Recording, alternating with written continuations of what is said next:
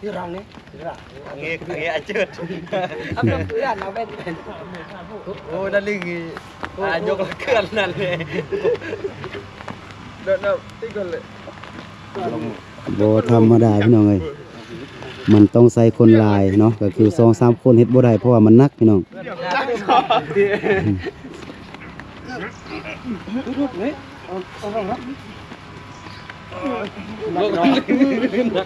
เอาแต่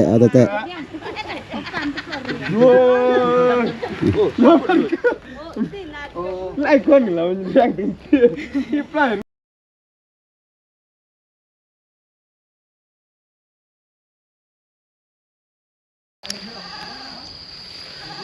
กราบทักทายสบายดีและสวัสดีเด้อพี่น้องบ่ว่าจะอยู่ในประเทศและต่างประเทศเนาะกะขอยินดีต้อนรับเข้าสู่ช่องครูดอยอีกคือเก่าคือเดิมนะพี่น้องกะเดี๋ยวนี้เนาะครูดอยอยู่ที่บอนที่ว่าจะตั้งเฮือนให้กับน้องบัวน้องบี้พี่น้องเนาะนี่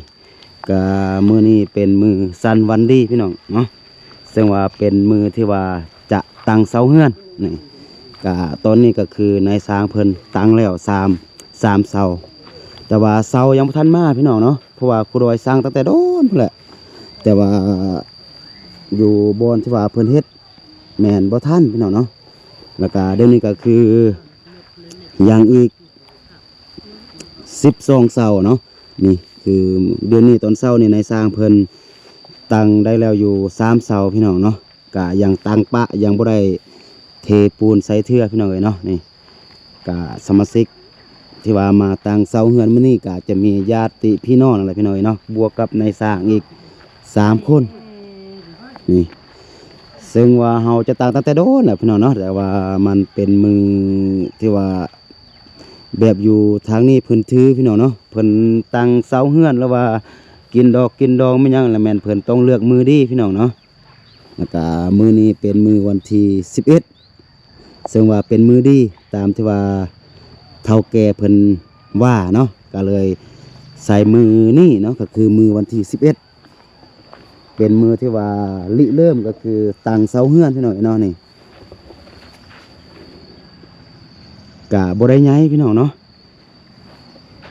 เฮือนเป็นขนาด6x6เนาะเฉพาะเฮือนใหญ่แต่ว่ามันจะมีเฮือนครัวเนาะนี่อยู่ทางนี้ก็อาจจะเป็นเฮือนครัวขนาด2.5 เมตรคูณ6เนาะเฮือนครัว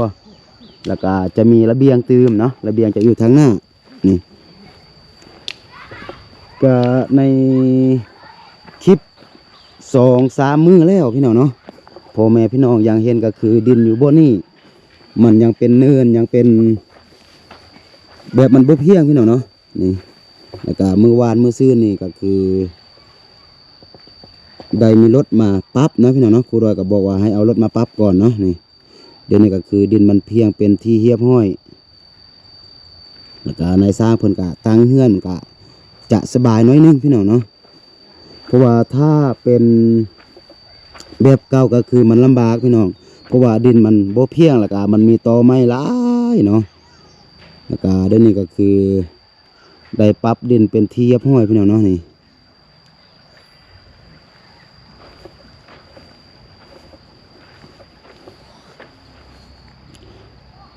ก็สมาชิกที่ว่ามาตั้งเฮือนมื้อนี้ก็หลายอยู่พี่น้องเนาะแต่ว่าเมื่อกี้ฝนตกน้อยนึงเพิ่นไปหลบฝน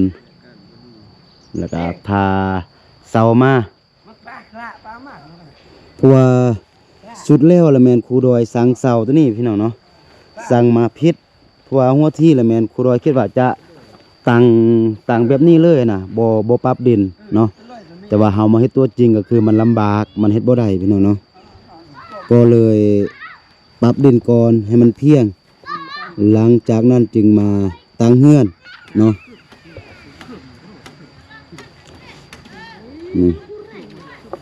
แต่ละเสาก็คือขุดเป็นที่ห้อยนะพี่น้อง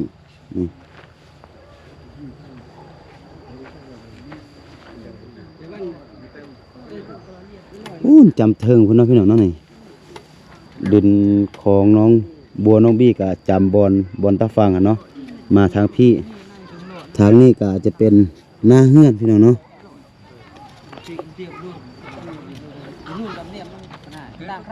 นี่ทางเข้าก็จะเป็นทางนี้เนาะแต่ว่าเสียดายมันยักต่ำนิดนึงพี่น้องเนาะแต่ว่าโบเป็นอย่างเดียวเราจะเทคานให้มันสูงกว่าดินตัวนี้เนาะพี่น้องนี่ตัวนี้ก็อาจจะเป็นทางเข้าเฮือนเป็นซอยลงมานี่เนาะอันนี้ก็เป็นในสั้นเลยเนาะ ก็เดี๋ยวจะให้พ่อแม่พี่น้องได้เบิ่งสภาพของครูดอยพี่น้องเนาะก็เครื่องโถสุดเลยความเปื้อนเนาะเพราะว่าครูดอยเดินทางมาแต่ห้วยทรายพี่น้องเนาะระยะทางก็ประมาณ100 กว่ากิโลเนาะเพราะว่าจากนี่ไปหาเมืองห้วยทรายก็ประมาณ70 กิโลแล้วก็จากเมืองห้วยทรายไปหาบ้านครูดอยก็ประมาณ30 กิโลพี่น้องเนาะครูดอยก็ลุกมาตั้งแต่เช้าๆพี่น้องเพราะว่าอยากมาท่านก็คือเบิ่งในสร้างเพิ่นตั้งเสาเฮือนเนาะเพราะว่ายานมันผิดพลาดนะป้าโทษพี่หน่อยเนาะตอนนี้ก็คือฝนตกนี่จักสิเกิดหรือว่าบ่เกิดมื้อนี้ตั้งเสาเฮือนให้กับน้องบัวน้องวีพี่น้องเนาะตอนนี้ครูดอยครับนี่น้องบัวน้องวีก็มาหลบฝนอยู่นี่พี่น้องเนาะบัวมาสบายดีเนาะลูกโดยแม่ดูแม่ไปยังบ่ฮู้ สบายดีเบิ่งสบายดีเบิ่งมาสบายดีนี่อยากให้ขนมมาสบายดีเบิ่ง แล้วเนาะบีสบายดีบีบ้าโถนกความงาม มาดูบีมาดูมาเอามือมาเอามือมาเอาด้วยตะแคงนี่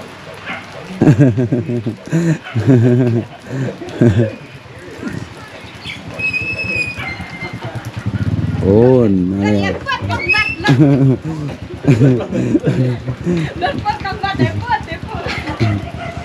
ตากฝนมาเลยโถไปซื้อยังนี่ ซื้อมักเผ็ดแล้วก็บะหมี่หัวกระเทียม โอ้แตงกินที่ เจ้า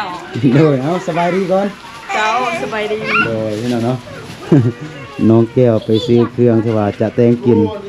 สู่ในสร้างแล้วก็ญาติพี่น้องที่ว่ามาช่วยตั้งเสาเงินมานี่พี่น้องเอ้ย โถฝนนี่ตกบ่ฮู้เวลาพี่น้องเอ้ยดีแต่ว่าครูดอยมาฮอดเมืองพาก่อนสันเลยแม่นครูดอยจะได้ห้ำฝนตามทางพี่น้องเอ้ยเนาะบวกกับถนนเนาะก็คือทางเป็นทางลูกล่างตื่มป้าโถบ่ให้ว่าเลยความที่ว่ามันจะลำบากนี่ก็เป็นฝนตกค่อยๆพี่น้องเนาะคิดว่าบ่โดนก็น่าจะเศร้า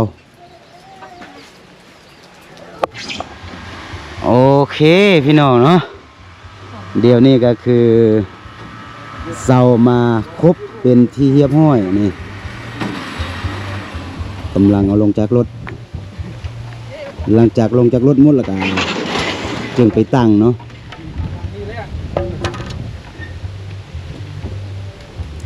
เสากะใหญ่เตือพี่น้องเนาะเป็นนา15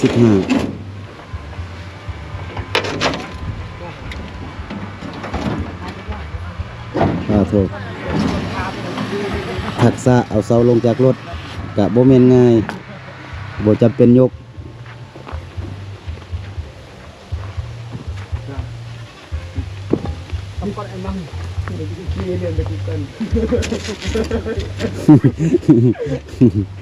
จับเอ็มเราอะไรเรื่องที่เราต้องหัวเลยหัวพวกนึงได้เจ็บย้อนแหละ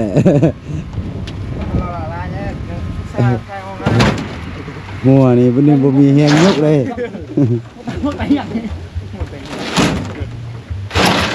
โอ้ยถูก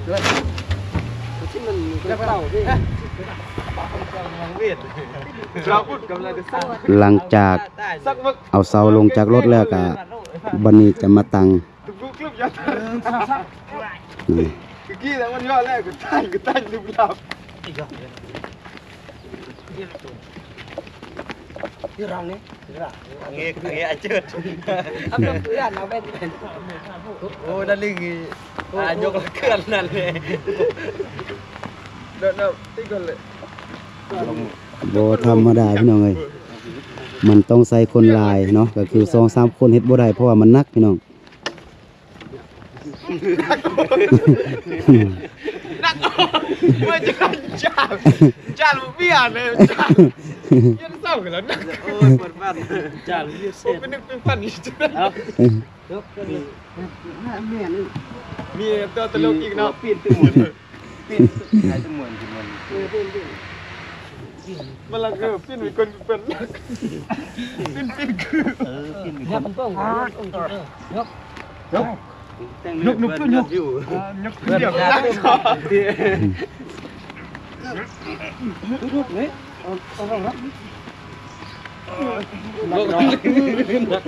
เอาแต่เอาแต่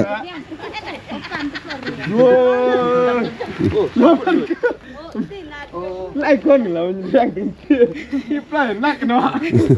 Pan tu plan ni. เอาวันนี้ไม่ค้ำวันนี้ ตีกันมือ Buat jerok hilang jerok. นักเล็กเหมือนเล็กสาวนี่เล็กสิ เต็มบ้างรอบนี้ กระติ้งกัน นี่ได้แล้ว2เล่มพี่น้องเอ้ย2เสาเอาขึ้นเป็นที่เรียบร้อยบ่โดนกัสิแล้ว โอ้ยกิจกรรมแบบเศร้าขึ้นนัก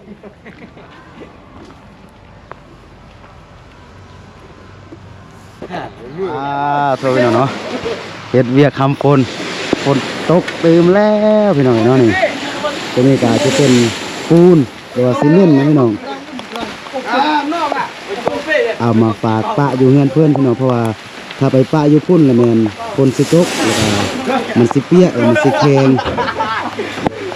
นี่บนเฮ็ดเฮือนก็อยู่รูปนี้เนาะโทษฝนตก สัตว์เจ้า แบบไวๆแบบเลียวๆเลย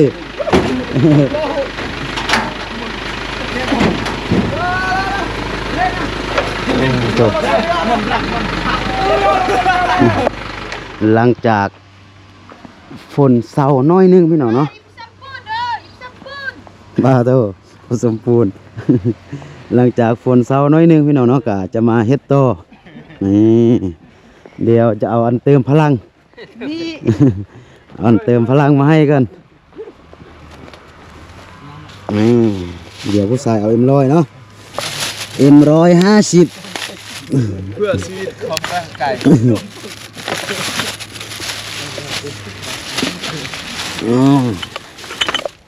เอาเติมพลังก่อน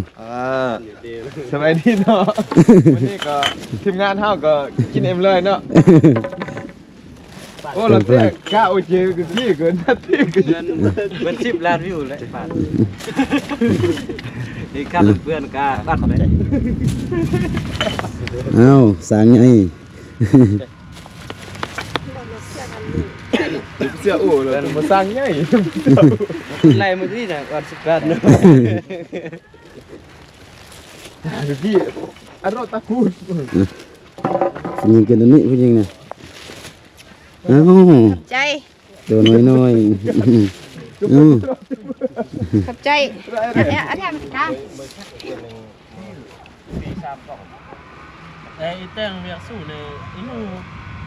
เลือกคือเลือกนี่คือ บุญหนึ่งฝนตกบุญหนึ่งหยุดบุญตกบุญหนึ่งหยุดคนงานก็เริ่มหายพี่น้องเลย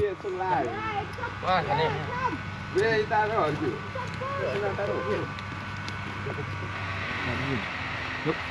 คนอื่นนั่นมันคือ เมื่อกี้คือว่าหลายเดี๋ยวนี้คือว่าหายหมดคน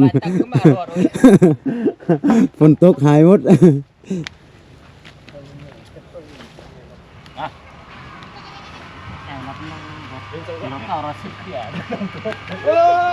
โถยกขึ้นแต่สิเบาแท้สิเบาว่านะ Oh tak cuai saya tak lihat pina. พี่ช่วยจัด Cuai. นหิวปล่อยนักเอง นักจริงcái mà vì nó cái này nó té mà ô เหรอเห็นจนพูดที่ดี pin này มึงมาเตรียมก้นแท้ đi rồi đi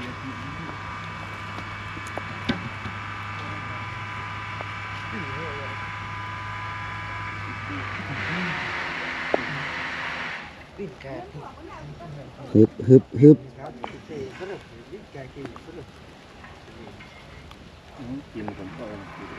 แล้วก็เพียน ป้าโทฝนนี่เนาะ บดึงยุดบดึงตก pin cả là pin cả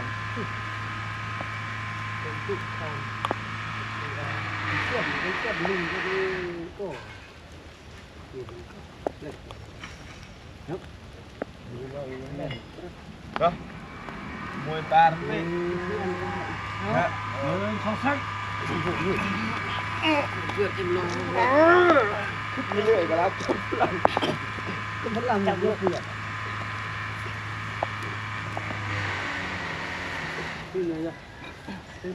ป้าปั่นกิ๊กเรือปั่นเราดิทำ เรียบร้อย เลยบวกเครื่อง โอเคพี่น้องเนาะหลังจากที่ว่าเราไปอัปเดตการสร้างบ้านให้กับน้องบัวน้องบี้พี่น้องเนาะคือมื้อนี้เป็นมือซันวันดีพี่น้องเลยตามที่ว่าเฒ่าแก่เพิ่นเบิงแล้วก็เลยเอามือนี้พี่น้องเป็นมือวันที่11พฤษภาพี่น้องหรือว่าวันที่11เดือน5เป็นมือที่ว่าตั้งเสาเฮือนให้กับน้องบัวน้องบี้พี่น้องเนาะแต่ว่าผู้รอไปเบิงเมื่อกี้ก็คือฝนตกแดพี่น้องเนาะนี่เดี๋ยวนี้ก็คือฝนตกยังบ่หยุดผู้รอก็ได้มาอยู่ที่บ้านของไอฮักเป็นทีเรียบห้อยพี่น้องเดี๋ยวจะให้พ่อแม่พี่น้องได้เบิงผู้ดอยเนาะนี่เปียกหมดพี่น้องเพราะว่าผู้ดอยออกจากห้วยทรายออกจากเมืองห้วยทรายมาตั้งแต่เช้าๆแหละมาฮอดที่ก็คือตั้งแต่ต้นเช้านั่นแหละเนาะแต่ว่ามาเสามาทาเสาเฮือนเนาะเจ้าของห้านยังบ่มาส่งให้ก็เดี๋ยวนี้ก็คือเจ้าของห้านมาส่งให้เป็นที่เรียบร้อยเดี๋ยวนี้อยู่พุ่นก็บ่ฮู้ว่าในสาวเพิ่นจะทำฝนตั้งเสาเฮือนหรือบ่หั่นน่ะเพราะว่าเมื่อกี้มีแต่พากันยกมาใส่อยู่คุมเสาแต่ว่ายังบ่ได้คือผสมซีเมนต์หรือว่าผสมปูนทอกใส่อยู่เสาเทื่อน่ะพี่น้องเนาะแต่ว่าฝนตกผู้โดยก็เลยทำฝนมาเฮือนก่อนน่ะนี่โซฝนมื้อนี้บ่ฮู้ว่าสิตกมืดมื้อหรือว่าจะเป็นแนวใดก็ยังดีพี่น้องที่ว่าผู้โดยมาฮอดเมืองทาก่อนถ้าบ่จังซั่นก็คือผู้โดยต้องทำฝนมาตามทางบวกกับสภาพเส้นทางโอ้บ่อยากจะคิดสภาพเลยพี่น้องเอ้ยเนาะก็โอเคพี่น้องเนาะสำหรับคลิปนี้ก็บ่มีหยังหลายมีแต่พาพ่อแม่พี่น้องมาอัปเดตการสร้างบ้านให้กับน้องบัวน้องบี้ก็คือมื้อนี้เริ่มตั้งเสาเฮือนขึ้นเป็นที่เรียบร้อยเนาะสุดท้ายนี่ครูดอยก็ขออวยใส่ให้พรให้ผู้ใหญ่ใจบุญที่ว่าเป็นคนที่ว่าส่งเงินส่งคำมาสร้างบ้านให้กับน้องบัวน้องบี้ในครั้งนี้เนาะก็ขอให้เพิ่นจงอยู่ดีมีแห้งอยู่ดีมีสุขเนาะร่ำรวยทั้งสุขภาพแล้วก็ร่ำรวยทั้งเงินคำนอนรับก็ขอได้เงินหมื่นนอนตื่นก็ขอได้เงินแสนแบนมือก็ขอได้เงินล้านเนาะสิ่งที่ว่าพี่เพิ่นให้กับน้องบัวน้องบี้ในมื้อนี้ก็ขอให้ไหลกลับคืนสู่พี่ในมื้อหน้าเป็นร้อยเท่าเป็นพันเท่าเนาะสาธุพี่น้อยเนาะโอเคสำหรับคลิปนี้ก็จะประมาณนี้ก่อนแล้วก็ค่อยพบกันในคลิปต่อไปส่วนจะว่าจะเป็นคลิปใดอยู่ไสก็อย่าลืมเข้ามาให้กำลังใจกันคือเก่าคือเดิมเนาะสบายดี